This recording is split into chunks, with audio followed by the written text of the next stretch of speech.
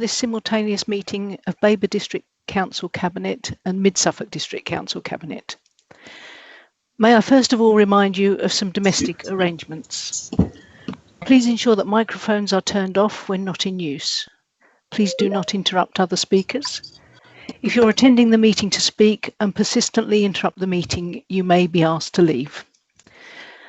Please remember to use the chat function only to indicate that you wish to speak and not to post comments or questions. Please note that messages in the chat panel can be viewed by people watching the live broadcast. I would like to remind everyone present that this meeting will be broadcast live to the internet and will be capable of repeated viewing.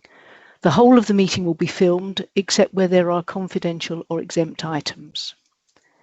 If you make a representation to the meeting, you will be deemed by the Council to have consented to being filmed.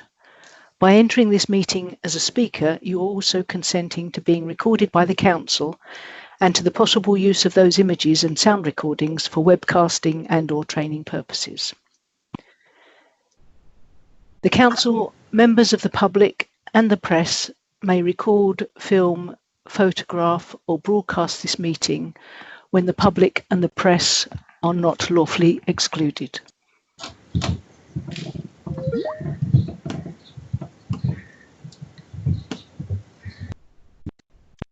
I'm now going to Claire, you're going to do the introductions. Yes, so as well as the Cabinet members present, we also have Councillor Lavinia Haddingham, Councillor Rachel Ebon, Councillor Keith Welham, Councillor John Field, Councillor Alistair McCraw and Councillor Penny Orton.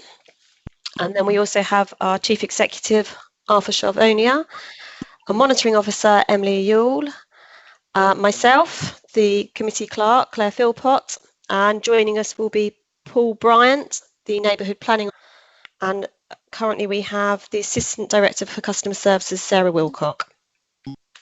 Thank you, Chair. Thank you.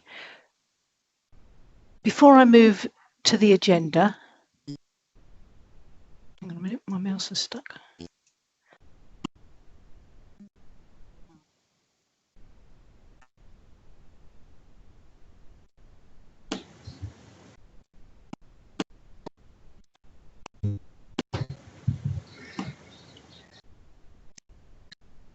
Before I move to the agenda, please note that I am varying the order of the Mid-Suffolk agenda so that item 2, apologies for absence and substitutions, and item 3, declarations of interest, are taken before the first substantive item. So, apologies for absence and substitutions from Mid-Suffolk members. I will now ask the Governance Officer to roll call for the members present. Thank you, Chair. When I call your name, if you could just indicate your presence by either saying present or yes. So, Councillor Gerard Brewster. Present. Thank you. Councillor David Byrne. Present. Councillor Julie Flatman. Present. Councillor Jessica Fleming. Present. Sir Gould. Present. Councillor Suzie Morley. Present. Councillor Harry Richardson, we have received apologies for, and Councillor Whitehead. Yes, present. Thank you. Next item is to receive declarations of pecuniary and non-pecuniary interest by Mid-Suffolk members. Are there any to declare?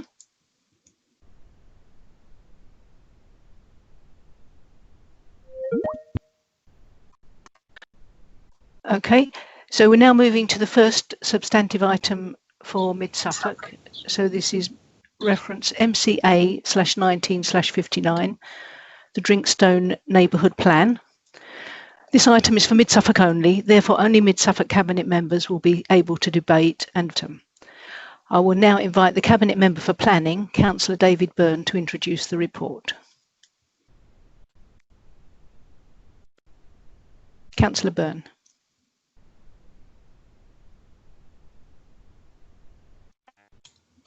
Sorry, muted microphone as usual. Always catches me out. I got my paper up ready to read, but you couldn't hear a word. Good morning, thank you, Chair, and good morning, councillors. The The report you have before you updates Cabinet on the Drinkstone Neighbourhood Plan. More specifically, it sets out two recommendations. First is that the Parish Council be instructed to modify their plan in accordance with the independent examiner's recommendations, and secondly, that subject to satisfactory completion of that task, it seeks approval for this plan to be advanced to a local referendum. The Drinkstone Neighbourhood Plan follows a tried and tested formula. It contains 13 policies covering housing, the natural environment, design, infrastructure and services, and it provides for a level of growth consistent with the emerging joint local plan, while seeking to protect and preserve what is important to local residents.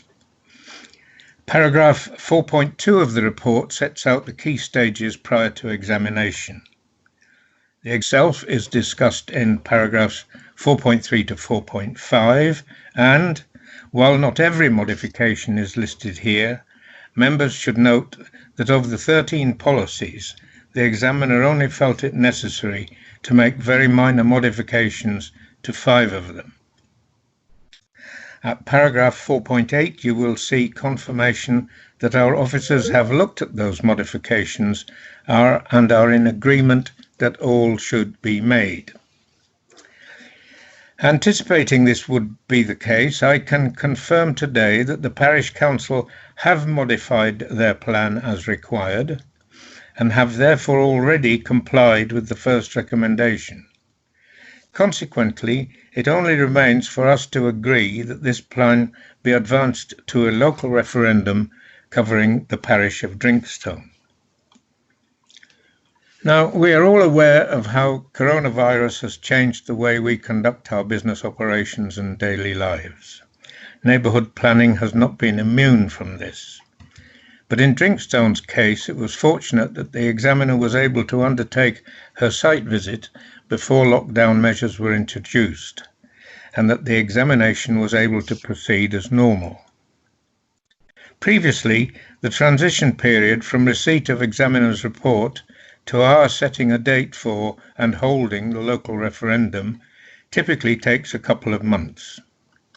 In paragraph 4.12, your attention is drawn to the Postponement of Elections and Referendums regulations, which came into effect on the 7th of April this year. These now mean that the earliest date that any referendum on the Drinkstone Neighbourhood Plan could conceivably take place is the 6th of May 2021. I understand that the government will be keeping these regulations under review. It is understandable that any group who has got this far might feel frustrated at having to wait a whole year before their plan can be put to the local vote.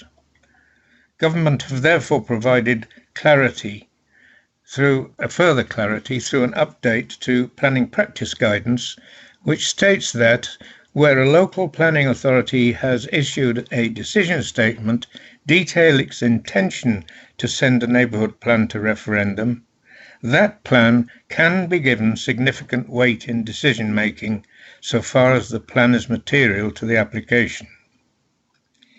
We have always issued such decision statements, but officers have taken this opportunity to see what other local planning authorities are doing and to refresh our statement so that it is relevant and clear in content and intention.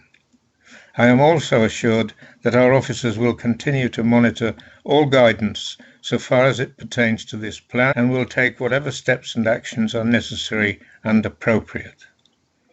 I therefore commend this plan to you and ask Cabinet to agree that it be advanced to a local referendum whenever that might be. So I therefore propose the recommendations and I seek a seconder. Thank you. Would somebody like to second? I'm Gerard Brewster. I'm very happy to second Councillor Byrne's proposal, Madam Chair. Thank you. Thank you very much, Councillor Brewster. We're now going to move on to questions from Mid-Suffolk members. So I'll go through each of your names in turn, and then we'll move to questions from anybody else in the room. Councillor Brewster, do you have any questions? I don't have any questions on this, Madam Chair.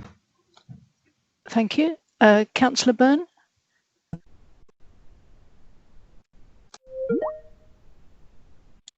No, I don't, Madam Chair. Councillor Flatman? No, thank you, Chair.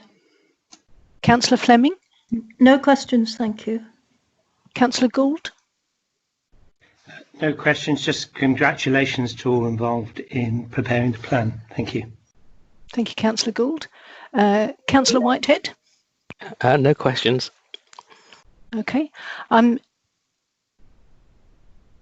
now going to ask the ward member to say a few. Councillor Orton. Thank you, Chairman. I mean, as you can see by the report in front of you, Drinkstone is a small village in comparison to a lot of the others, Thurston, Elmswell, Woolpit, etc. And they have put an enormous amount of work into preparing their neighbourhood plan. They've had several public meetings. So I really hope members have been able to read through the actual plan itself, because it does include the highest level of environmental issues, and I believe could be used as an exemplar for others in the pipeline.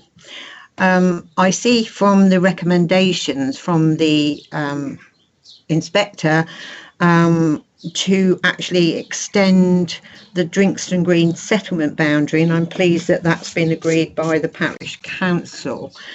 I was very interested to hear from Councillor Byrne about obviously the problem about going forward for referendum, and I know they will obviously be very frustrated that they have now got to wait until the 6th of May.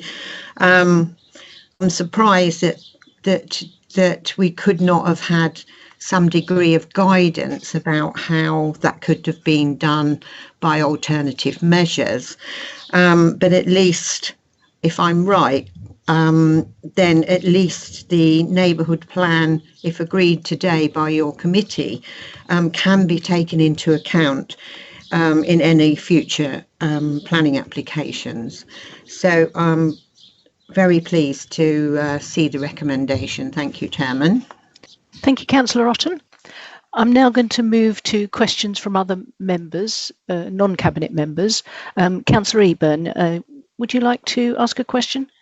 Thank you very much, Chair. Firstly, can I just second Councillor Orton's comments? I spoke to someone in Drinkstone in a different capacity, as it were, several years ago, and they said, was it worth us doing a neighbourhood plan? And I said, if you want some housing for young people or whoever is needed in your village, and there are elements that you want to enhance in your locality, then go for it. So I'm really pleased to see this, and I'd agree with Councillor Orton that some of the environmental aspects are really excellent, and that that probably should be, I don't know if the council, the district council as it were, can do something to bring those out and highlight them to other communities. And secondly, could the statement that Councillor Byrne made with regards to what happens between this cabinet hopefully approving this and then an actual referendum being held, could those comments and the guidance be put somewhere or circulated somehow, both to members and to the wider communities, so that those that are doing neighbourhood plans, I'm sure they know about it from the officer who's looking after these, but just to put other people's minds at rest on how these are taken forward. But so could those comments somehow, whether on the website or however, be circulated more widely? Thank you very much, Chair. David, Councillor Byrne. Yes, thank you, Councillor Ebon. We will aim to do that. We do have Paul Bryant with us. I don't know whether Paul has anything that he'd like to add to what's been asked and discussed this morning. Paul, can I ask you whether you'd like to say a word or two? Yes, I'll quickly say that obviously the coronavirus impact has been difficult for all sorts of people for all sorts of reasons. My congratulations also to Drinkstone Parish Council for bringing this neighbour plan forward, and my thanks also to the examiner. We were very fortunate, we said in the report, that she was able to do a site visit before lockdown was introduced, and that meant that the examination could carry on as normal. I've made a note of the point about circulating the guidance more widely, and I will see if we can do something about that. So thank you for that suggestion. And I've noted also the references to the environmental aspects of the Drinkstone plan. We do always encourage all our neighbour planning groups to look at what others have done and talk to other groups. You know, look at other plans and find out what's particularly of interest to them, and we will reinforce that message as well. So thank you also for that suggestion. Thank you very much for that. Thank you, Paul. Penny, sorry, Councillor Orton, I believe you wish to ask a question? Excuse me. Yes, I mean, to put this on hold now for a whole year, can I I would assume then if the government guidelines change, then we could do this much earlier. If, for example, the severe guidelines do alter, then presumably we could bring this forward. Yes, that would certainly be our intention, Councillor Orton. I'm sure Paul would agree. Paul, would you just like to? Yes. I mean, at the moment, the government guidance is that no referendums can take place until the 6th of May 2021 at the earliest. As stated in the report, and as Councillor Byrne has already mentioned, you know, should that guidance change and that date be brought forward, then we will look to bring the referendums forward. It's not just for Drinkstone. I will be in the same position, and potentially other neighbour plans that are coming through the system, they may find themselves, albeit that they'll come through to Cabinet later in the year, they might still be in the same boat and have to wait not quite so long as Drinkstone and I, but you know, we'll have to see how regulations change, and we will respond accordingly. Thank you very much. Does anybody else have a question? Then I'm going to move on to debate. I'll now open up the item for debate from Cabinet members. So again, I'll go through each of your names again in order if you wish to say anything. Councillor Brewster, if you can unmute. Yes, indeed. I'd also like to offer the congratulations to Drinkstone. As Councillor Orton said, it is a very small parish council and a small parish, and I think they've done really, really well to get and achieve what they are achieving. So yes, that's just really my comment, Madam Chair. Thank you, Councillor Brewster. Councillor Byrne. No, I don't think I've anything to add. I too commend Drinkstone Parish Council for this work, and I agree with Councillor Orton that it should be considered. It is of a very high quality, despite the small size of the parish, and I'm happy to promote it as an exemplar to any groups, any parishes that are considering preparing a plan, especially small ones. Thanks, Sir Flatman. No, just to add, many congratulations. And as a ward member for 3 tiny villages working on plans, I know how much work they've put into this. So well done, everybody concerned. Thank you. Councillor Gould. You might need to unmute. Thank you, Chair. Yeah, sorry, I had difficulty unmuting there. The Neighbourhood plan is in a position between examination and referendum. By way of comfort, there's clear evidence that the neighbourhood plan, despite not having been through the referendum, is highly material in determining planning matters. And we've got a planning inspector, a very substantial appeal, recognising and going with, as it were, the neighbourhood plan, and to more local decisions also recognising, taking cognizance of the neighbourhood plan. So the signs are all there that although it's not been through referendum, the Drinkstone plan will be regarded as highly material. And I just must mention the cover of the plan, which is terrific and different to those that we see, but would advise against building the skate park as drawn on the cover. Those that have seen it will know what I mean. I don't think it meet health and safety standards. It's terrific, and congratulations to those concerned. Thank you. Thank you, Councillor Gould. Yes, I would also like to add my congratulations to Drinkstone. They're a really tiny parish with limited resources, but it's amazing what can be achieved with lots of passion, energy and enthusiasm. So I'm very happy to promote this as an exemplar. Councillor Whitehead. Nothing further to say. I totally agree with the comments of yourself, Councillor Byrne and Councillor Orton regarding the plan. Lovely. Thank you very much, Councillor Whitehead. I will now ask the Governance Officer to conduct the roll call vote. Thank you, Chair. So when I call your name, if you could just say for, against or abstain. Councillor. For. Councillor David Byrne. For. Councillor Julie Flatman. For. Councillor Jessica Fleming. For. Councillor Peter Gould. For. Councillor Suzie Morley. For.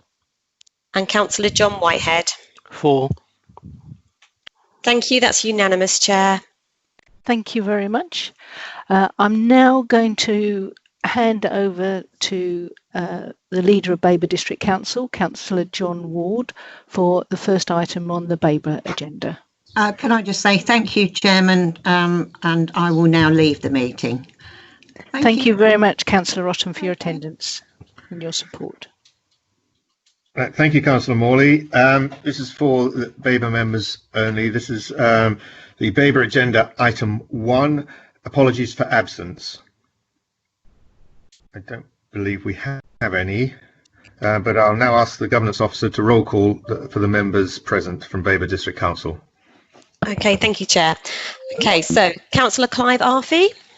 Present. Councillor Dave Busby. Here. Councillor Derek Davis. Here. Councillor Michael Holt. Here. Councillor Elizabeth Malvisi. Here. Councillor Janos. Here. Councillor Lee Parker. Present. Councillor John Ward. Present. Thank you, Chair. Thank you. We'll now move on to Babergh Council item 2, to receive declarations of pecuniary and non-pecuniary interest by members. Are there any to declare? Yes. Councillor Osborne. Yeah, thank you, Mr. Chairman. I'd like to declare pecuniary for paper BCA 1950, item 3.1, St Peter's Church, but it's non-pecuniary. Thank you, Councillor. If there are no other declarations, sorry? Yeah, Chair, if I may, please. Councillor Parker, yes. Sorry. Yeah. Thank you, Chair. That's all right, no problems. Yeah, I will also, Chair, declare a local non-pecuniary in the same item, BCA 1950, by virtue of the fact that there is an item being discussed at Newton. I was formerly a parish councillor at Newton and was party to the original bid application. I'm also a trustee of Newton Green Trust, who own the land on which any play equipment gained by the award would be placed. And as such, I'd like to remain and comment as ward member, but I will remove myself from the vote on this item, Chair. Thank you, Councillor Parker. If there are no other declarations, then we'll move on to the next item, and I'll pass back to Councillor Morley. Thank you, Councillor Ward. So this is Mid-Suffolk item MCA/19/60, confirmation of the minutes of the meeting of the Mid-Suffolk Cabinet meeting held on the 4th of May 2020. Are there any points regarding the accuracy of... No, thank you. Can I have a proposer, please?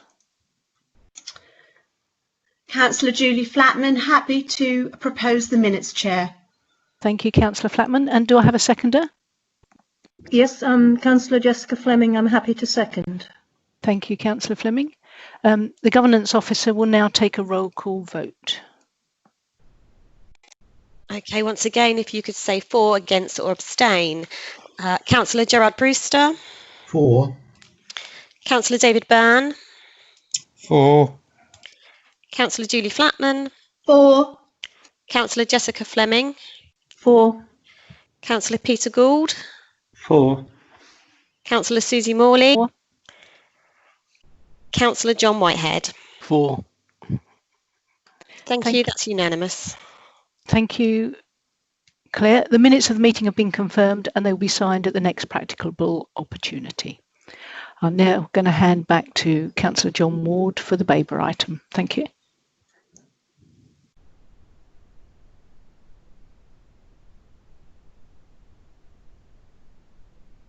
Councillor Ward, you might be muted. You're dead right. Babergh item 3, paper BCA 1948, confirmation of the minutes of the meeting of the Babergh Cabinet held on the 4th of May 2020. Are there any points regarding the accuracy of the minutes, please?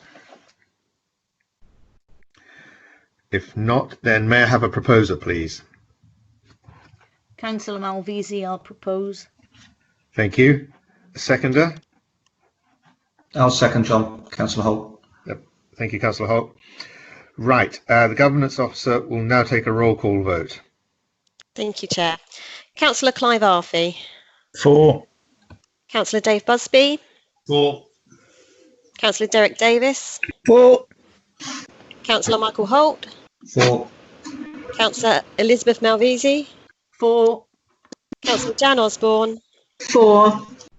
Councillor Lee Parker. For. And Councillor. For. Thank you, Chair. That's unanimous. Right. I'll now pass back to Councillor Morley for the next item. Thank you, Councillor Ward. The minutes of the Babergh meeting, previous minutes, have been confirmed and they will be signed by Councillor Ward at the next practicable opportunity. We're now moving to Mid-Suffolk item number 5, which is also Babergh Council item number 4, to receive notifications of petitions in accordance with the Council's petition scheme. None received, Chair. Thank you. Mid-Suffolk item 6 and Babergh item 5 is questions by councillors. We have received 5 questions to date. Can I just ask the councillor submitting the question to repeat, and then I'll ask the cabinet member to respond. So the first question was Councillor Ebon to Councillor Fleming. Thank you very much, Chair. Councillor Rachel Ebon speaking. Firstly, with regards to the overall performance of the council, now these questions are relating to item 9 on the Mid-Suffolk agenda, which is the Q4 outcome performance reporting. And I appreciate I only got these questions in yesterday morning, not with my usual week's notice. So if I'm not able to receive full responses, hopefully I'll be able to receive them in writing in due course. So firstly, with regards to the overall performance of the council, why are there still no performance measures in place relating to the climate emergency, despite it being declared nearly a year ago in July 2019? Thank you. Thank you, Councillor Ebon. Councillor Fleming. Yes, thank you for your question, Councillor Ebon, and it's a pertinent question. As you know, the Climate Change Task Force met 4 times before the COVID pretty much closed down our work. We have recently resumed and are putting together our proposals, which will be brought to Cabinet. And without disclosing the nature of these proposals, I think I can confirm that it's very likely climate change and environment measures will be part of our performance assessment at Mid Suffolk. Exactly how and what is being worked on, but I think the answer is yes. If that helps, if you have a follow-up question, I'd be glad to receive it. Councillor Ebon? Thank you, Chair. Thank you, Councillor Fleming, for that response. I've just had hopes that there would be something with regards to how much we're expecting, given that there are only 10, 20, 30, that we would have had something up front in terms of the overall percentage of emissions that we would, how will we have, because we've got to get to zero by 2030. So in terms of even just an item within the performance reporting saying percent per whatever, so that... Councillor Ebon, is this a question? Yes. This is not for debate. So why is there not a simple percentage to the performance reporting in the first instance? Thank you, Chair. Well, first off, we haven't decided what the performance measures will be, and this will be subject to discussion within the task force and obviously agreement with officers. So I think the answer is we're not ready to put any definitive proposals forward at this time, but these will be coming forward in the next few months. Thank you very much, Councillor Fleming. Would you like me to continue to my second question? Yes, thank you, Councillor Ebon. For Councillor Burton.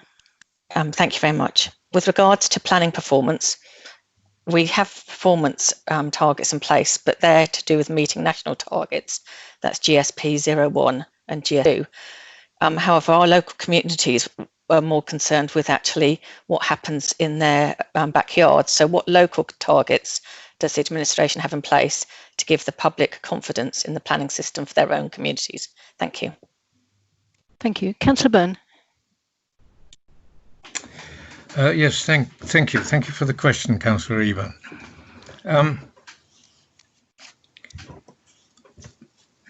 The Development Service Plan set out objectives for 2019-2020, and that includes rolled forward objectives for 2021. The service plan is accompanied by a series of transformation activities to lead the evolution of development management. Now, I have a lengthy link there, which I'm not going to read out, but we can make it available somehow. But it's a PDF on the Development Management Service Plan. Working with our customers is described on page 15 of the plan, paragraphs 8.1 to 8.5. And this includes description of our work with part of our business community through our client-side panel. Working with our communities is described on page 17 of the plan, paragraphs 10.1 to 10.3. The service plan describes key performance measures for good customer service in relation to our pre-application advice service, page 20, and in relation to our communities, page 21, including making sure that our communities have been made aware of development proposals and have been invited to comment, making those comments available online in good time and helping our parish councils understand the reasons for our decisions. The measures of the service plan cascade into and are tailored to individuals' roles for the purposes of staff performance objectives. The forward key performance measures for 2020-21 are detailed on page 22 to 24. The objectives in the service plan are based on measurable outcomes which are focused on ensuring that we communicate effectively with our communities as represented by both parishes, applicants and businesses. I consider that public confidence is promoted by effective communication, recognising that local opinion about planning merits, which may well be antagonistic case by case. cannot be considered a reliable objective indicator of public confidence in the planning system. Given the business interruption of COVID-19, we have not reviewed outcomes as yet, but these will inform appraisals later in the year. We have also prioritised our parish survey around COVID-19 related circumstances, and that was launched last week. This survey work does not pick up on the key performance measure related to communities, and we expect to undertake that separately later in the year. Does that help? Thank you very much for your comprehensive response, Councillor Byrne. I'm not sure that it fully answers my question with regards to, because I think the public often think that we only are following government targets and not our own with regards to planning. But I will look at those documents and hopefully come back to you with a further question in due course. Thank you very much, Chair. Would you like me to go to the next question? Yes, please, Councillor Ebon. Thank you. Thank you very much. My next question is regards to housing benefit and universal credit claims at TS01 and 02. Performance report. We report on kind of percentages of days when we meet new claims and when we process claims and so on. But there aren't performance reports specifically relating to the numbers of new claims. So my question is, what is the increase in the number of new claims this year against last year? And given that we should have socio-economic policies in place to impact these, how is that working? Given the sharp rise in rent arrears, which was noted in the report relating to those on universal credit, what's the forecast and what is being done to reduce it? Thank you very much, Chair. Thank you, Councillor Ebon. Councillor Flatman. Thank you, Councillor Ebon. From the start of the financial year 2019-20 until the end of Q4, we saw an increase in the percentage arrears held by households in receipt of universal credit rise from 29.37% to 36.98%. This equates to a rise from 112,940 to 146,701.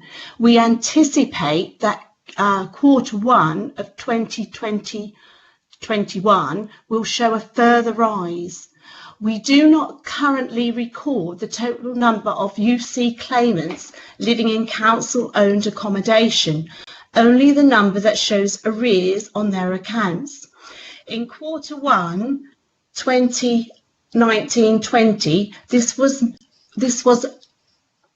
109. In Q3, it has risen to 136, and in June 2020, again to 173.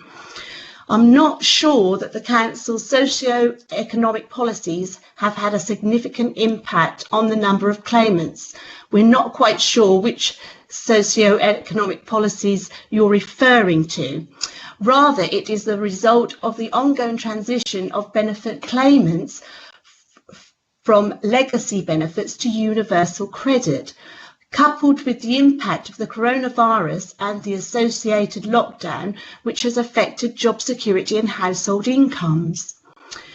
We have done some modelling on potential rent loss over the first few weeks and months of this financial year, but we should have a clearer idea of the direction of travel once Q1 figures are completed in early July.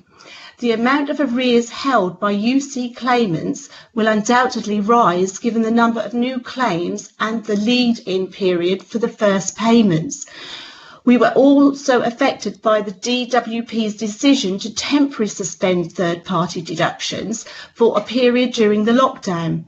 This affected 82 mid-Suffolk tenants, and we estimated an increase in arrears of approximately 3,900 from this decision alone. The new income management policy has been in place for several months, and the initiatives contained within it, such as the pre-court panels, have proved to be very effective in tackling higher arrears cases.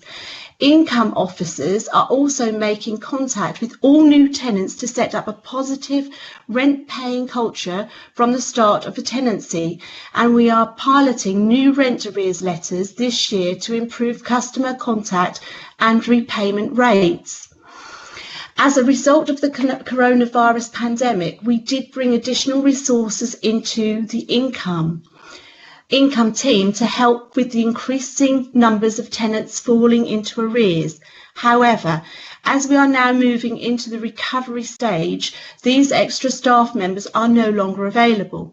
We are therefore actively reviewing workloads and considering how best to structure the team in the future to meet the new challenges. As part of this work, we will be trialling Rent Sense in August. Trialing. This is software that analyses rent accounts and highlights those tenants of non-payment. The August test should provide an accurate calculation of what efficiencies we could derive from deploying rent, thereby allowing income officers the time necessary to focus on their more challenging cases. Thank you. Thank you very much, Councillor Flatman, for that comprehensive response. The policies I'm referring to, as those to do with financial inclusion, those to do with getting people into work, new employment policies, ones to do with ensuring our town centres have got jobs in them, and so on and so forth. So, and I'd be interested to follow this up, but I don't have an immediate question now, Chair, but hopefully I'll follow this up at a later date. Thank you very much. Thank you, Councillor Ebon. If you'd like to move on forward. Thank you, Chair. This is my last question in this section. We receive a disabled facilities grant from government, and that's the performance reporting is made at PS04 in the performance reporting report. Each year we have problems in spending that report. And despite changes over the last year in terms of how people can, of the threshold for which people can apply for a grant, less has been spent this year than last year in percentage terms. My question is, why has the percentage of the total grant spent not increased, and what else is being done to improve this? Thank you, Chair. Councillor Flatman. Thank you for your question, Councillor Ebon. In 2018-19, 263,553 was spent on the DFGs, rose to 348,105 in 2019-20. This is a considerable improvement, and although the spend looks lower, the total available spend on the performance report includes the underspend from the previous year. The actual amount we had to spend from the government grant in 2019-20 was 440,100. Based on the spend of 348,105, this equates to 79% spend. As members are aware, a new regulatory reform order policy was introduced in December 2019, which allows the Council to offer DFGs more flexibly. This includes increasing the threshold for non-means tested grants and the introduction of other grants, such as support to facilitate a move to a more appropriate home. The Home Improvement Agency contract is due to end in November this year, and officers are working hard to develop a new model with Suffolk partners, which will ensure continuous improvement in the service and enable more DFGs to be granted. Thank you. Thank you very much for your response, Councillor Flatman. I think perhaps that could be made much clearer in that report, because it's extremely unclear, and your response is much clearer than what's stated at that point in the report. Also, could I please ask that the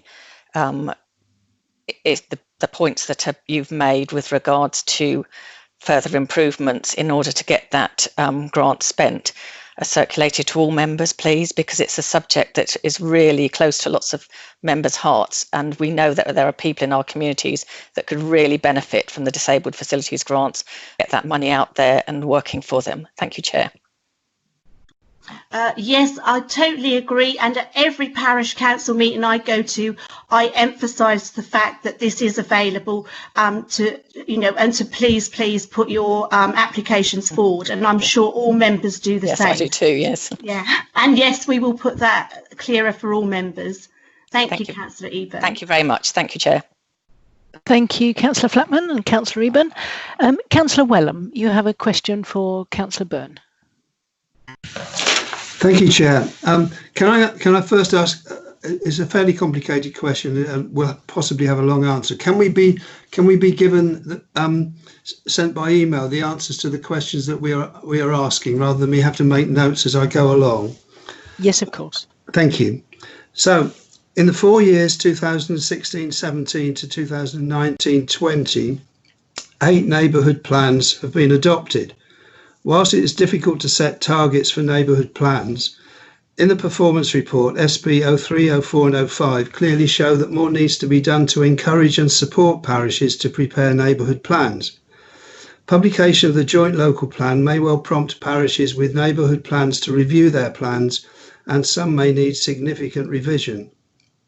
Staff presently in post have given excellent support supporting neighbourhood plan working groups, but new incentives and additional support will be needed to assist the 8 parishes to update their plans and encourage and support many more through the process. What proposals do you have for providing more support to parishes which have neighbourhood plans in need of review, and working groups which may need extra support to complete their plans? And how will you provide encouragement to parishes which, despite a desire to have a neighbourhood plan, have not yet started work on their plans? Thank you. Councillor Byrne.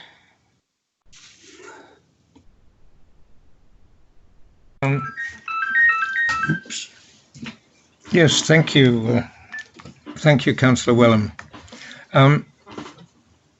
Your question starts with an assumption, and sort of paraphrasing it, it says that clearly more needs to encourage, which I think is probably a wider debate than we can have now, but I'm happy to have a conversation about it outside the meeting.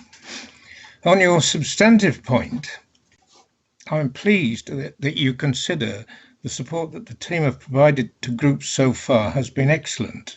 I do too.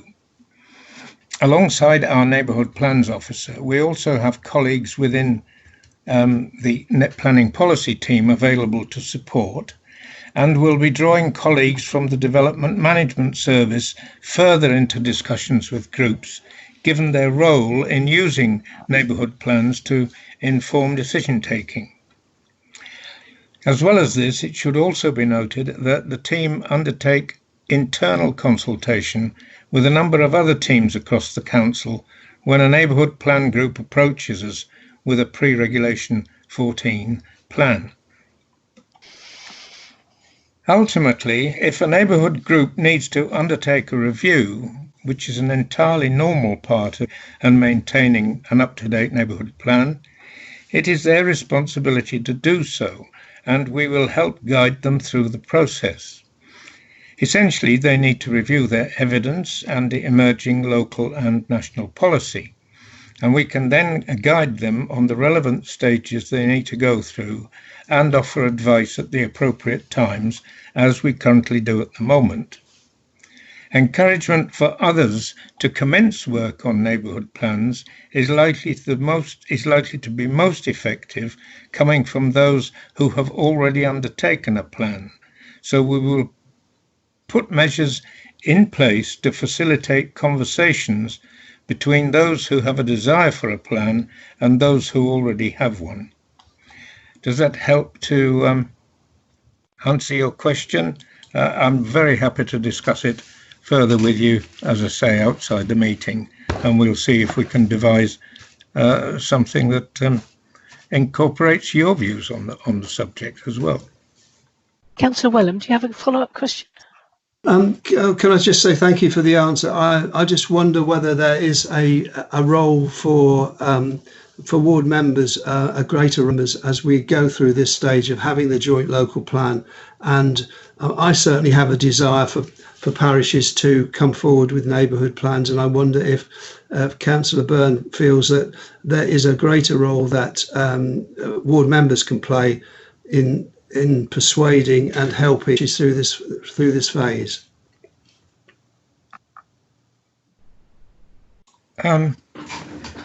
Well, yes, I must admit that my assumption is that ward members will be very significantly involved with any group that is either hoping to create a plan, a neighbourhood plan, or has already started work on one. I know that I in my ward, those parishes that have expressed an interest in carrying out the work, create a neighbourhood plan. I'm doing as much as I can to help them in that enterprise. There may be more help that we as a council can give our councillors, our ward members, in order to carry out that help, and I can certainly look into that. Thank you, Councillor Byrne. Now moving on to Mid-Suffolk item 7 and Babergh item 6, which is matters referred by the Overview and Scrutiny or the Joint Audit and Standards Committees. Can I ask the Governance Officer to report? Thank you, Chair. There were no matters referred. Thank you very much. Mid-Suffolk item 8 and Babergh item 9 is the forthcoming decisions list.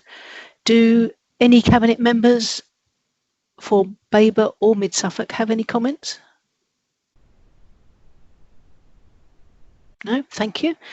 So we now move on to the substantive item for this simultaneous Cabinet meeting.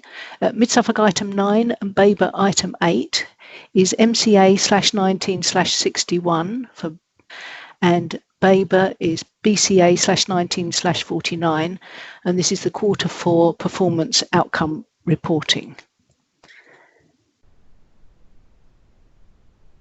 So, Cabinet members, you have before you the performance report and appendices for Q4 for the current year.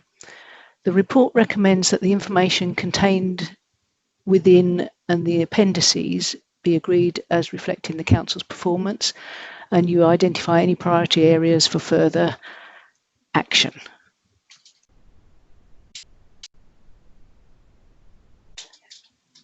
Overall performance in management of fly tipping has improved, with reduction in incidents and an increase in enforcement actions, as well as 100% of clearances being completed within 48 hours for Q4. Cabinet recommendations to agree that report and appendices adequately reflect the Council performance for Q4 and the support of the service areas in completing the performance report whilst working under challenging circumstances. I would like to thank you all for your continued hard work and support that you have undertaken in conjunction with your assistant directors, reviewing and updates to ensure that the information captured is focused in the outcomes, and in particular our priorities. I would therefore like to propose the recommendations and would look for a seconder. Thank you. Councillor Julie Flatman, I'm happy to second, Chair. Thank you very much. And if I now hand over to Councillor Ward, who will introduce the Babergh paper. Thank you, Councillor Morley. I would like to invite the Babergh Cabinet Member for Customers, Digital Transformation and Improvement to introduce this report, please. Thank you, Chair, and absolutely, I'll mirror the previous comments by Councillor Morley. Again, we'd just like to give thanks for the support again of the service areas in completing the performance report. Again, and I'm sure that all Cabinet members will extend their gratitude as well for the work that's been undertaken under such challenging circumstances. I'm not sure if Councillor Morley mentioned it, but there is an error under the environment comment indicator CPR04. 4 should read 80 out of 81 fly tipping incidents were cleared within 48 hours. But other than that, I concur and support a seconder for the recommendation as shown in 3.1, Chair. Thank you.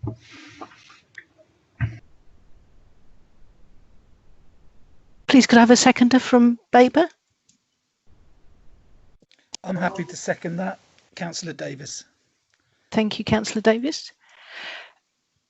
So first of all, we're going to take questions from Mid-Suffolk members, and then we'll take questions from Babergh members. So again, each of your names in alphabetical order. Councillor Brewster, do you have any questions?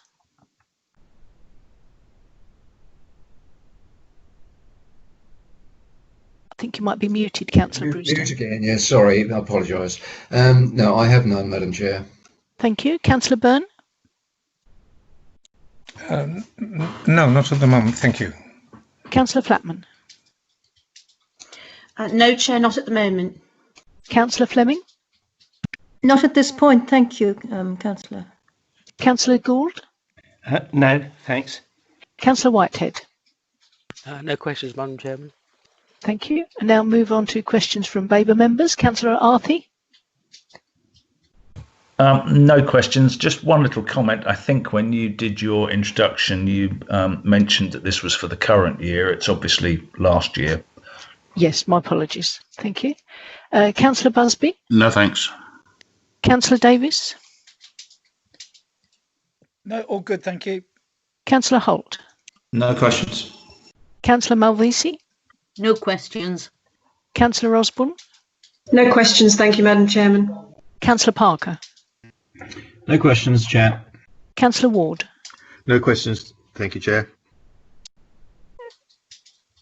If there's any other non-cabinet members who would like to speak, would they indicate in the chat function? Thank you. No, thank you. I'll now open up the item for debate. Sorry, Chair, I couldn't type fast enough. Oh, sorry, Councillor Ebon, you have a question? Thank you, Chair. Councillor Ebon speaking. Just two quick questions, please. I just wanted confirmation that I understood there was going to be a new format for this for 2021, and I just wanted if you could, and also what form that would take. And secondly, a question with regards to the numbers on the housing register, which is page 56, HP05, and just wondered, there was a big fall Q3 to Q4, which I think then is going up again, but I just wondered if there were reasons, because it says no comments to follow in the comments box. Thank you very much, Chair. Thank you, Councillor Ebon. I'm going to ask Sarah Wilcox to reply to the first part of your question, especially with regard to the timings for the changing of the format, and then I'll ask Councillor Flatman to respond to your second part. Sarah Wilcox.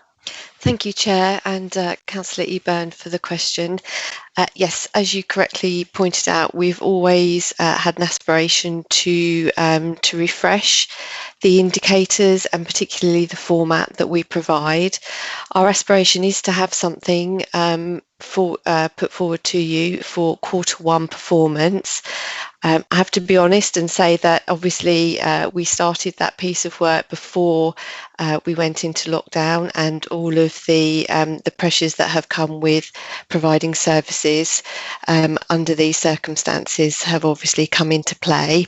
I think what we would like to provide for you is something that looks different for Q1, but will be underpinned by lots of the current information that we currently provide to you, so that we don't withdraw any information that is relevant to performance moving forward, and we use that as an iterative process over the coming, particularly to get that report right for you. Thank you very much, Sarah. Councillor Flatman, would you like to respond to Councillor Ebon's second point? Oops. Chair? Yes, Councillor Flatman. Sorry, I've minimised you to get the papers up, That's and quite all right.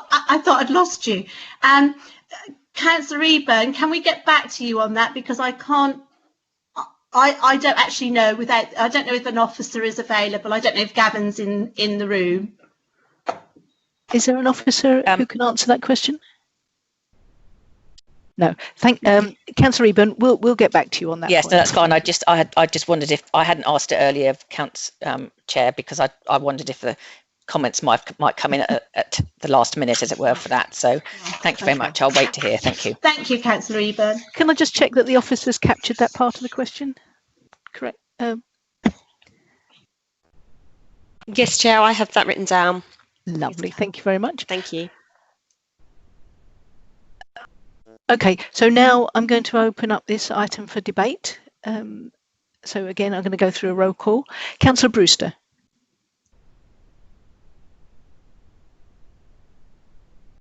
I have no comments at the moment, Madam Chair. Thank you. Councillor Byrne. No, thank you, Madam Chair. Councillor Flatman. No, thank you, Chair. Councillor Fleming.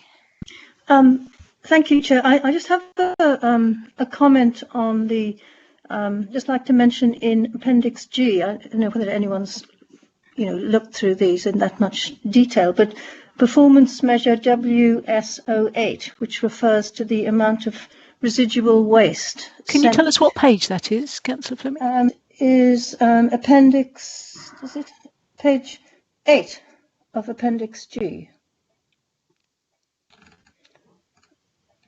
The performance measure for waste is a new measure, and we don't yet have a target. And I just wanted to mention that I will be working on coming up with a proper target, so that next time we get this report, there will be one there.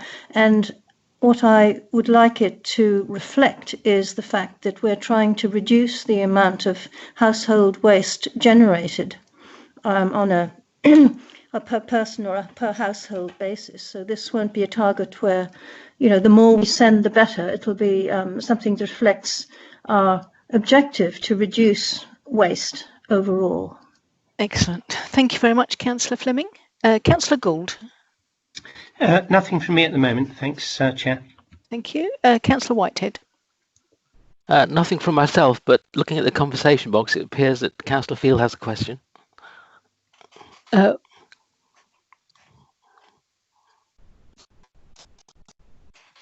Okay, thank you. Councillor Field, we're in the debate part now, but did you have a question that you could? I did. I apologise for missing point of the debate. I was waiting for that. It really, obviously, this report is always very detailed, and it's tempting to go through each line item almost, which would take us for a year. I was just looking at particularly building services. I noticed the corporate manager is down as vacant.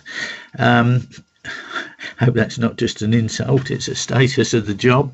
And it says narrative to follow. Looking down the various job percentages completed in time, the numbers look really low, which sort of questions, is there just an enormous management problem there that we just aren't getting things done, or are all the targets being set in a way that's impossibly ambitious? What is the real story? Because it doesn't look good with things like number of jobs completed on time, 3 days, 37%. So we get 1 in 3 done in the time we estimate. That was Q4, but I don't think it changes. It waggles up and down, but there's no clear statement that you could make that, it's all down to COVID-19 or something. It seems to be poor all through the year. Okay. Thank you, Councillor Field. I think what we'll do is we'll take that question offline and come back to you. Okay. Yes, is that okay? Thank you. It's probably more appropriate to have a more detailed discussion offline. Thank you. So now moving on to debate for Babergh council members. Councillor Arthey. No, thank you. No, all fine. Thank you. Councillor Busby. No, thanks. Councillor Davis. No, all good, thanks. Councillor Holt. Good. Councillor Malvisi. No, all good, thank you. Councillor Osborne. No, Madam Chair, and all looking good throughout all the service indicators. Thank you. Thank you. Councillor Parker. Nothing to debate, Chair. Thank you very much, everybody. I'll now ask the Governance Officer to Suzie? conduct the rolls. Yes, Councillor Ward? You didn't call me. Oh, my apologies. Councillor Ward. Thank you, sorry. Would you like to debate? I'm really sorry. I just have a couple of points I would like to make, if that's all right. The first, they both concern Appendix G on waste services. The first one relates to WS06 and WS07, which are on the Babergh agenda, page 64. I note that the percentage of bins collected is running roughly 99.9%, which is excellent and has been for all of the past couple of years, which shows that the service, despite various hiccups, is still running exceptionally well. But I find that that doesn't kind of correlate with WS07, the customer satisfaction levels around about the mid-80s. I'm just wondering what on earth we can do to improve customer satisfaction in addition, beyond what we're doing already, which is providing an excellent collection service. I just find those numbers don't really tally with one another, which is a bit disappointing. The other point I'd like to make is on seeding page 63 on the Babergh agenda, WS04, the number of garden waste subscribers. This service continues to attract more and more subscribers every year. It is clear it's an incredibly popular service, and about £1 a week is proving to be not just popular but excellent value for money. It's clear it's a progressive service, and that only those people who need it and can afford it have to pay for it and are willing to pay for it. It's a service that's therefore not subsidised by the less well-off members of our community. And frankly, it baffles me that the Greens would wish to make this a free service. It's perfectly well as it is. Thank you, Chair. Thank you, Councillor Ward. I apologise profusely for missing you off. Obviously, my brain was going faster than my reading was. Thank you. I will now ask the Governance Officer to conduct the roll call vote. Thank you, Chair. We'll begin with Mid-Suffolk councillors. If I could ask you to say for, against or abstain. Councillor Gerard Brewster. For. Councillor David Byrne. For. Councillor Julie Fatman. For. Councillor Jessica Fleming. For. Councillor Peter Gould. For. Councillor Suzie Morley. For. Councillor John Whitehead. For. Thank you, that's unanimous. And now for the Babergh members, Councillor Clive Arfey. For. Councillor Dave Busby. For. Councillor. For. Councillor Michael Holt. For. Councillor Elizabeth Malvisi. For. Councillor Jan Osborne. For. Councillor Lee Parker. For. And Councillor John Ward. For. Again, that's unanimous. Thank you. Thank you very much. So this meeting of the Mid-Suffolk Cabinet is now closed. Please could all Mid-Suffolk members leave the meeting, and I'll hand over the chair to the Babergh leader, Councillor John Ward. Thank you, Councillor Morley. The next two items are for Babergh only, therefore only Babergh Cabinet members will be able to debate and vote on these items. First of the two, Babergh item 9, BCA 1950, the Community Infrastructure Levy Civil Expenditure Programme for June 2020.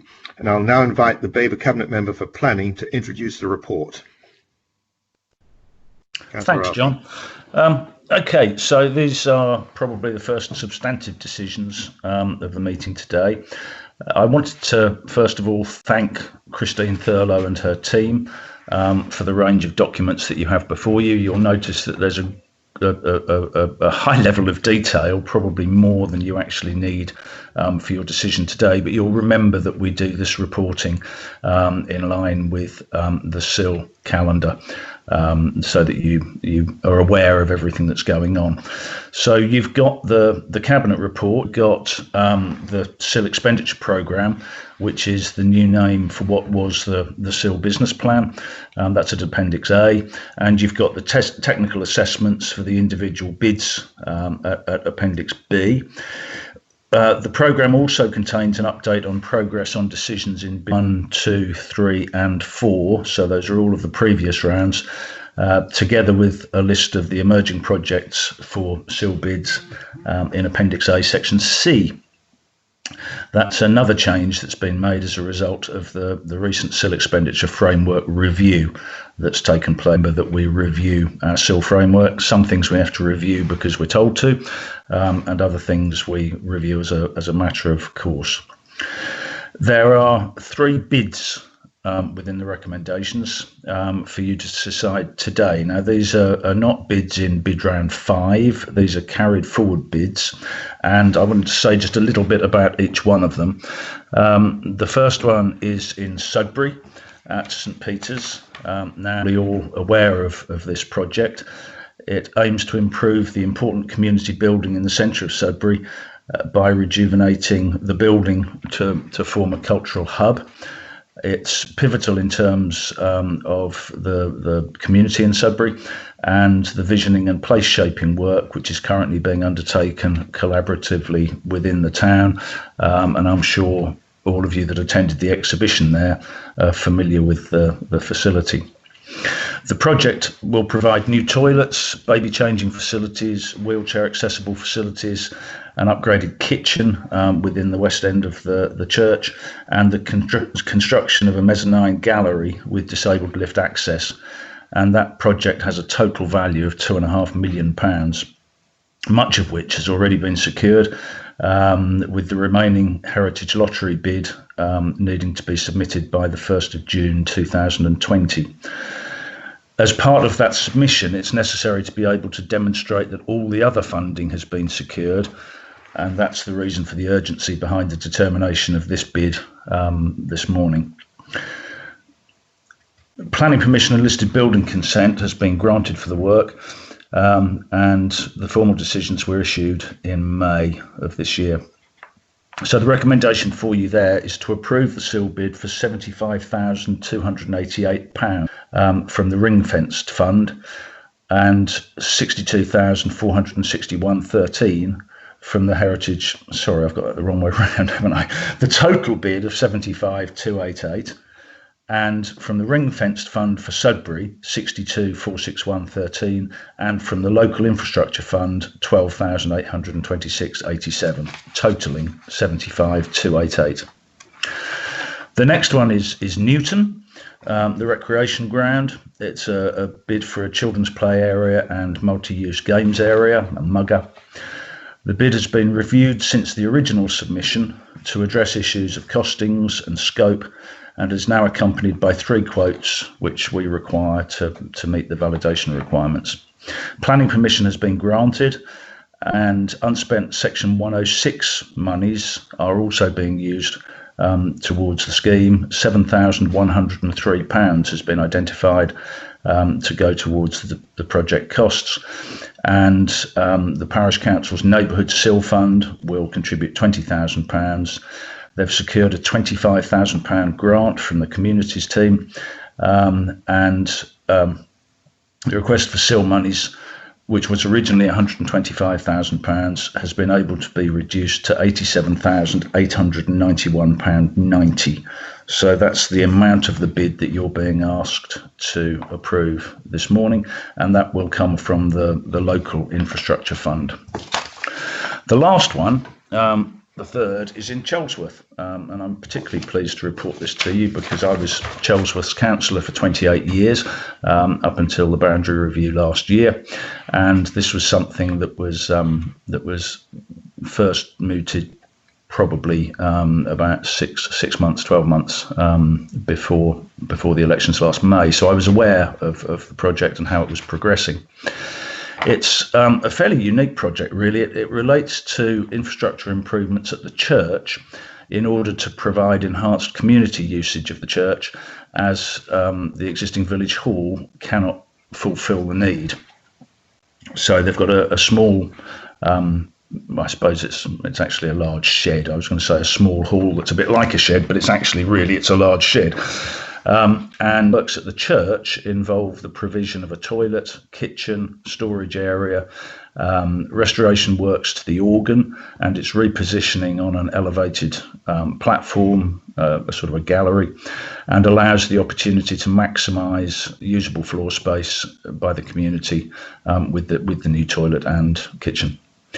The church provides the only village venue for community events, the larger community events that can't be accommodated in the hall, and the proposed scheme of works and the overall project will allow the use to be expanded and intensified, together with a widening of usage to include educational, historical and learning opportunities. So I think it's probably important to mention, since this is quite unique and it is a church, and you're aware, I'm sure, of the provisions within our framework, none of the requested SIL monies would be used for the restoration or the repair of the church or the organ, okay? Because that would be classed as a repair under the SIL expenditure framework, and we are not able to provide funding for that. The bid that you've got in front of you is for the remote.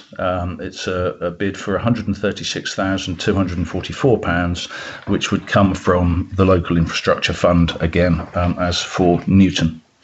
So all three bids have been the subject of much hard work by the community and by Christine's team. These are all carried forward bids. This, of course, is not a report on bid round 5. These are bids that have come forward over a period of time. They're subject to the provisions that were in place at the time. We made that decision that the new provisions won't apply to the old bids.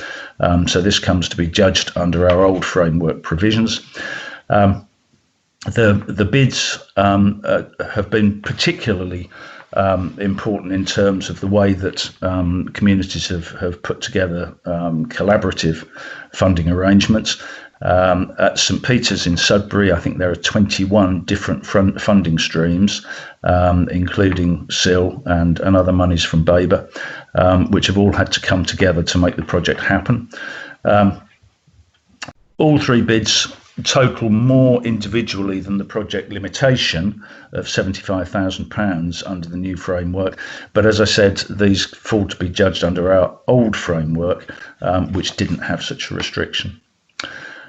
So the recommendations in front of you are 3.1 and 3.2, and just to summarise the figures, that's £87,891.90 to the Newton project for the play area, £136,244 to Chelsworth for works to the church, and £75,288 to Sudbury, again for works to the church. I propose those. Thank you, Chairman. Thank you, Councillor Arthey. May I have a seconder, please? Councillor Malvisi, I'll second. Thank you, Councillor Malvisi. Right. Are there any questions from Babergh members? Firstly, Councillor Arthey. No, I just presented the report. Yeah, that's what I thought. Yeah, good. Thank you. Councillor Busby. Yeah, I have a couple. On the All Saints Church in Chelsworth, Clive, have they considered spending the money on upgrading the floor of the village hall? That's a really good question. I may just defer to Christine in a minute, because she undertook a lot of the conversations with them. But from my knowledge of the village over a number of years, this project and the village hall are aiming at completely different users. So the village hall is particularly well used by a quilting group. They love it. They've got a flat floor, not in particularly good condition, but they've got a flat floor, and they can lay their tables out, and it's cheap. When it comes to a variety of other uses, I don't know if you know the hall, but it's got a very low ceiling. It's got very little in the way of car parking. It's quite challenged in terms of use as a village hall. I don't know if Christine wants to add anything to that. It was Christine, I think, who had all of the conversations with Chelsworth. Thank you. Yes, we did have a meeting with the community. We did consider whether we could put funds in order to improve the floor, which is quite unstable and only capable of being used by quilters who apparently walk on the floor to a table, and then it's a very sedentary experience that they have because the floor is so unstable.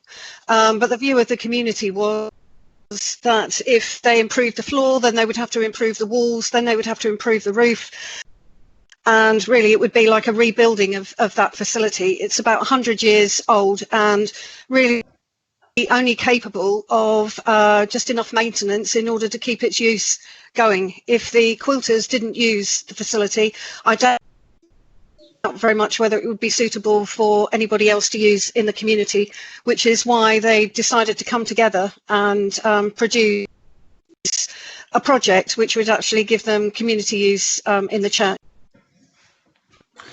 Okay, so if it's only the quilters that are using the village hall, presumably they'll be able to use the upgraded church once it's been done, in which case the village hall has no purpose whatsoever. Have the community considered knocking it down and putting a house there and generating the funds that way? I don't know the answer to that. I don't know if Christine does. But before Christine answers, and while she's got a bit of time to think about an answer, I would say that a lot of these rural churches in small villages are existing historic buildings which have ended up being less well used than they were once, perhaps. They provide a wonderful space, and as I understand it, the sort of uses that they're hoping to attract to the village, bearing in mind that they already have an attraction being Chelsworth Open Gardens, which is a big event every year. But the type of events that they're hoping to attract to the village would not fit into the village hall at all. So I'm guessing that the village hall will carry on with its limited use for the time being, and I'm guessing that when the project at the church is completed, then they will probably look at the future of the village hall. Yes, it may well be that they might be able to do something there. Okay, thank you. Hang on, I was going to invite Christine to... Oh, yes, you were. Sorry, Councillor Arthur. Yes, Christine, do you want to have any response to Councillor Busby, please? Yes, thank you. So when we had the meeting with the community, we had the group that are responsible for looking after the maintenance of the village hall in with that as a conjoined project.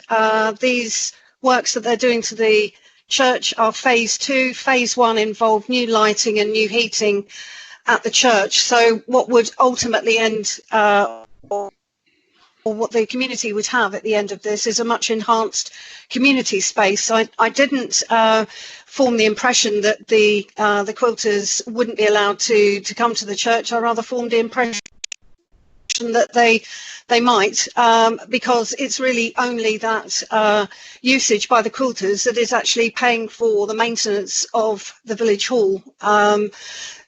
In terms of who owns the village hall, I don't believe it's the community. I think it's a third party, and there may have been a change in family membership in respect of owners. So I can't give you a categoric sort of guarantee that the use of that building by the quilters will continue.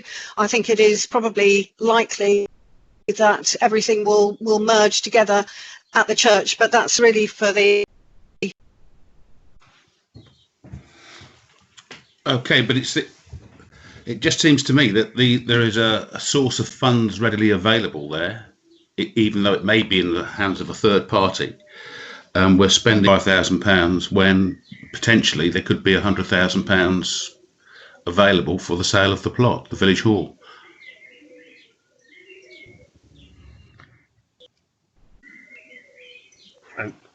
Councillor Arthur, yeah, so- I'm not sure or Christian, I'm not sure we can take that into consideration, can we, when determining SIL payment awards? Certainly that is something that was not offered as part of the SIL bid, but the SIL bid that has been made is not 100% SIL bid, although we are spending three figures, 136,000 on this SIL fund. The actual total cost of the work is 267, so they have raised quite a lot of funds locally in order to support this SIL bid going forward. I don't understand in enough detail the tenure of the village hall to be able to answer whether that money would be available to the community should the site be, or should the building be demolished and the site redeveloped. It may go back to the ownership of the family concerned, but that sits separate to determination of the SIL bid before you today. Thank you, Christine. Okay, hang on. So how much have Chelsworth raised in terms of SIL funding, and roughly how many people are there in Chelsworth? Councillor Arthur? Whilst Councillor Busby was asking that question, I am just accessing the Exacom pages. Can you still hear me? Yes. Yeah, I'm doing lots of things on the computer at the moment. So if I just have a look at Chelsworth, I'm guessing it won't be very much, but we'll have a look.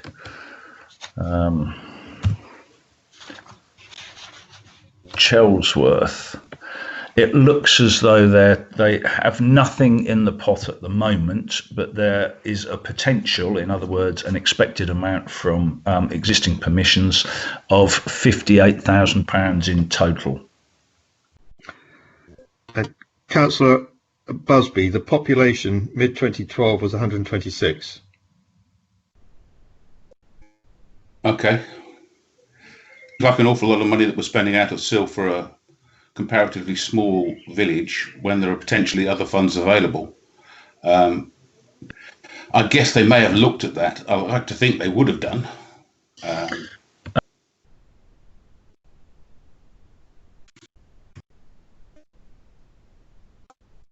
But I guess I flogged this to death. Can I just... Oh, no, Christine, please do. I just remind members that the amount of the SIL bid being asked for, although it is £136,244, the total cost of the SIL bid was £263,370. So the remainder of the money has been raised either by getting external funding. They have had a £25,000 communities grant, and I believe they have also obtained in the order of 66,000 from memory from their open gardens events that they have in Chelsworth, which are very popular. I mean, it may not even be happening this year, but in previous years it is something that coach loads come to in terms of wanting to go around the gardens. So they have done quite a lot in terms of getting funds together in order to support this.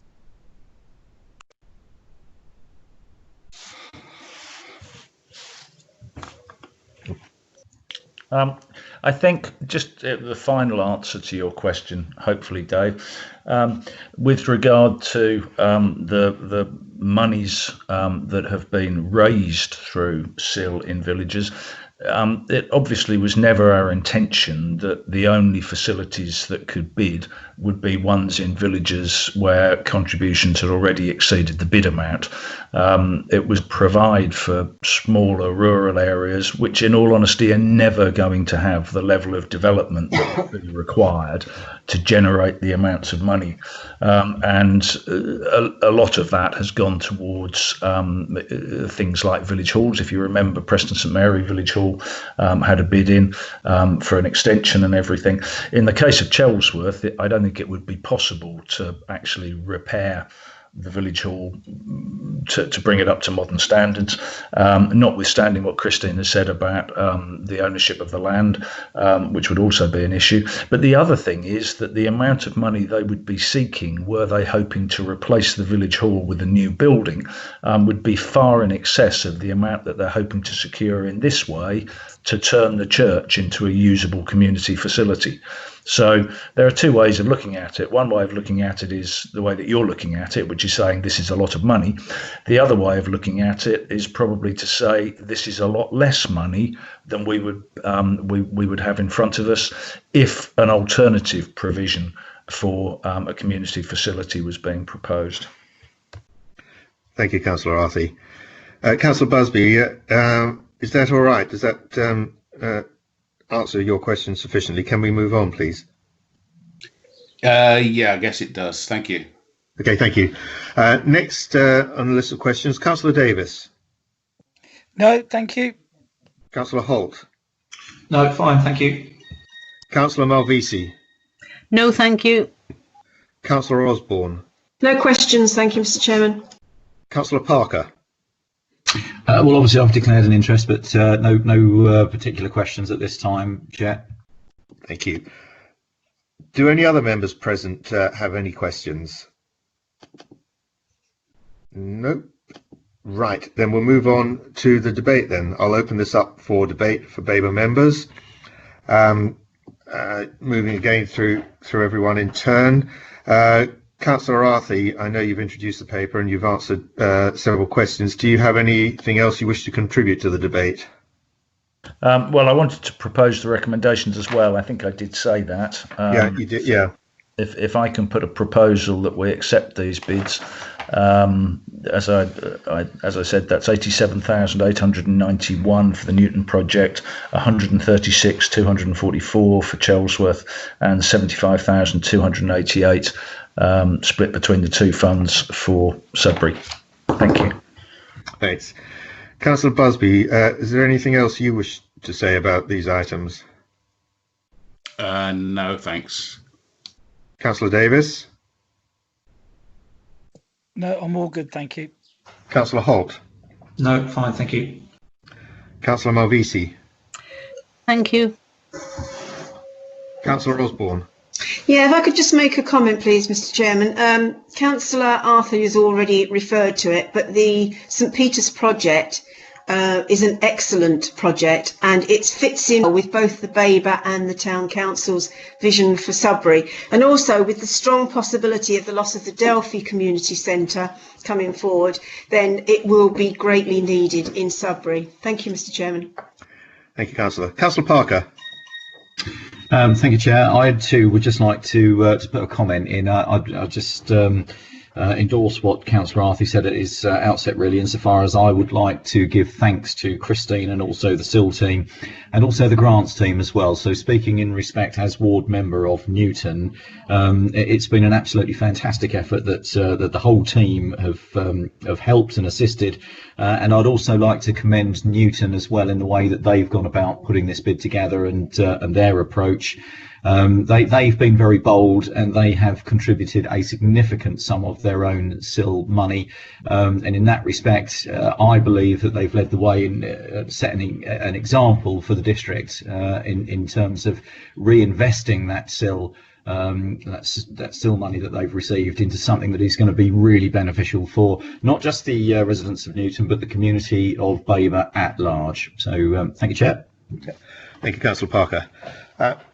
Well, I'd just like to say that these are three excellent bids, and I support them wholeheartedly. And I'd particularly like to concur with Councillor Osborne regarding St Peter's. This is so essential for our vision for Sudbury, and the Town Council's vision for Sudbury. And the Churches Conservation Trust has put together a very ambitious but exciting plan for the renovation of the church. They've been able to put together grants and funding from a number of sources, including ourselves at Babergh, and have now put in a very strong bid to the Heritage Lottery Fund for remaining funding. It's fully supported by Babergh, by the Town Council, and also the Friends of St Peter's. This is a project that we really do want to see succeed, because, as I said, it's going to be excellent for Sudbury. Right. I'll now move and ask the governance officer to conduct the roll call for the vote, unless sorry, Councillor Arthey, so I just saw your comment. You'd like to comment before the vote? Got a request, really. Well, it's really a question that I was expecting to be asked, but wasn't asked.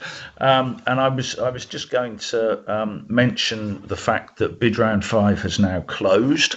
At the time the paper report was written, the bid round was still open. And I thought it might be useful if Christine could just update us on the progress with bid round 5. Christine? Are you able to do that, please? Yes, thank you. So the bid round has closed. We're at the point where we're acknowledging bids going forward. There have been 5 new bids submitted in respect of bid round 5. There is a health bid in Hadley. There are 2 bids in Lavinia. One in Holbrook and one in Kersey, and work pretty much starts now in respect of bringing the matters that we need to consider together in order to bring a report before you, which would be likely to be in September this year. Thank you. Thank you, Christine. Councillor Arthey, do you wish to say anything more? No, thanks for that, Christine. I just thought it would be useful if you were all aware of the fact, although we've had this coronavirus issue, that work is continuing.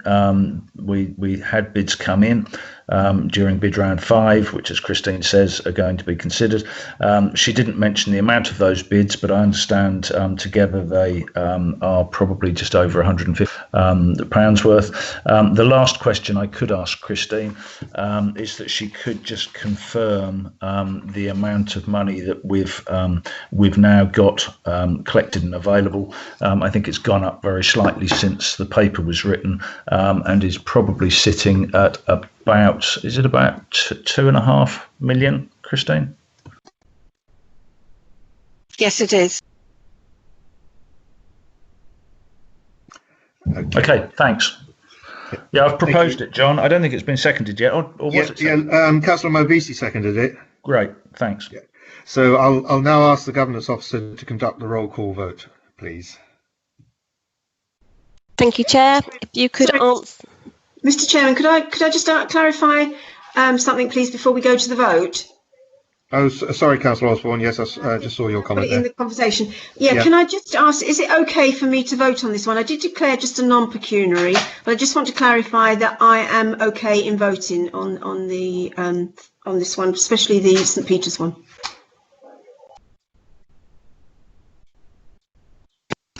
Chairman, it's Emily Yule here, the monitoring officer. Yes, it's absolutely fine for Councillor Osborne to vote non-pecuniary interest. Thank you, Emily. Thank you. Can we now move to the vote, please? Thank you, Chair. So if you could answer for, against or abstain. Councillor Clive Arthey. For. Councillor Dave Busby. For. Councillor Derek Davis. For. Councillor Michael Holt. For. Councillor Elizabeth Malvisi. For. Councillor Jan Osborne. For. Councillor Lee Parker. I've withdrawn from the vote. So that's abstain. And Councillor John Ward. For. Thank you, Chair. 1, 2, 3, 4, 5. That's 7 for and 1 abstain. Thank you, Claire. Right, moving on. we're now considering exclusion of the public, including the press. That's to consider whether, pursuant to Part 1 of Schedule 12A of the Local Government Act of 1972, the public should be excluded from the meeting for the business specified below on the grounds that if the public were present during this item, it is likely that there would be a disclosure to them of exempt information as indicated against the item. The author of the report proposed to be considered in Part 2 of the agenda are satisfied that the public interest in maintaining the exemption outweighs the public interest in disclosing the information. May I have a proposer, please? Councillor Hull, propose. Thank you. And a seconder? Yeah, I will. Dave Busby. Councillor Busby, yeah. I will now ask the Governance Officer to conduct the roll call vote. Thank you, Chair. Once again, it's for, against or abstain. Councillor Clive Arfey. For. Councillor Dave Busby. For. Councillor Derek Davis. For. Councillor Michael Holt. For. Councillor Elizabeth Malvese. For. Councillor Jan Osborne. For. Councillor Lee Parker. For. And Councillor John Ward. For. Thank you, Chair. That's unanimous. Thank you. Right.